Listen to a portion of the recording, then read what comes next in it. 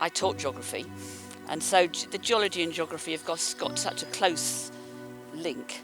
And so when they started the geology group in 2017, I joined up then.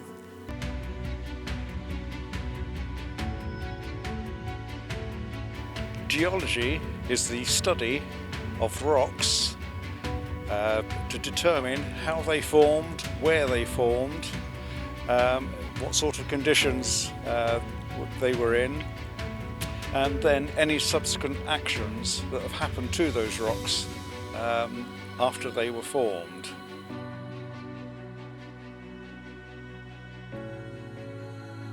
They're a very varied group. I said we've got about 40. It was quite interesting because last meeting we had 2 people who came along who had got no background at all. No geography, certainly no geology, and they just said it was absolutely fascinating. It just opened their eyes, and I think that's one of the things that people love, is that you go to places that you walk past on a daily basis, and you suddenly see it in a totally new light.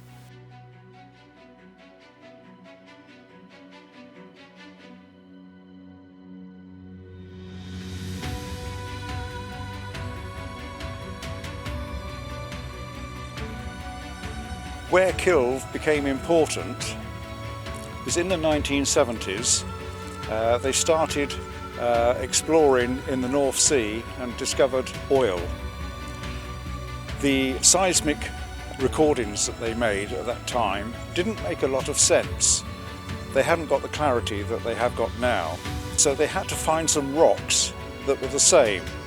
And Kilve was laid down at the same time as the rocks that are underneath the North Sea. And when they went to Kilve, they had to rewrite the book completely on faulting. So Kilve became very important so that they could interpret the seismic recordings.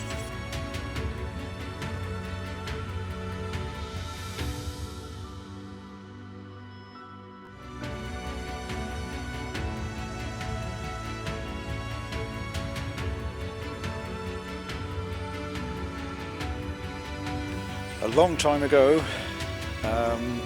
in the region of 100 million years ago, the Atlantic Ocean started to break apart and America went its jolly way, and one of the splits that happened at the same time is directly behind us.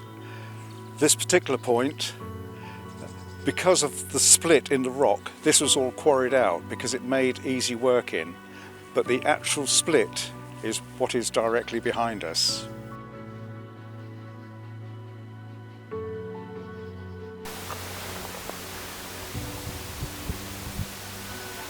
We did a walking trip around Wells, and we ended up at one point by the bus station, and there's a house there, and I don't think they know it. They've got the most amazing corals in the rocks on their house.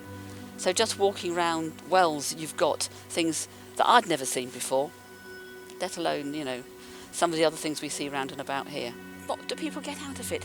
I think it's a very welcoming community. You've got a wide range of interests, and the other thing is that you don't have to come on either bits of it. You can come in and do the inside talks, which are all led by members of the group. We've been taken up into the Andes Mountains to look at the plants on the igneous rocks there.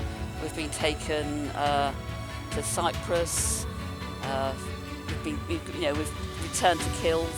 All these sort of things, and but equally, some people just come on the field trips, and they don't require a lot of walking. We lift share where we can. So some people do both. Some people just do one. And because we're a big group, we've always got enough people to do both of those, which is really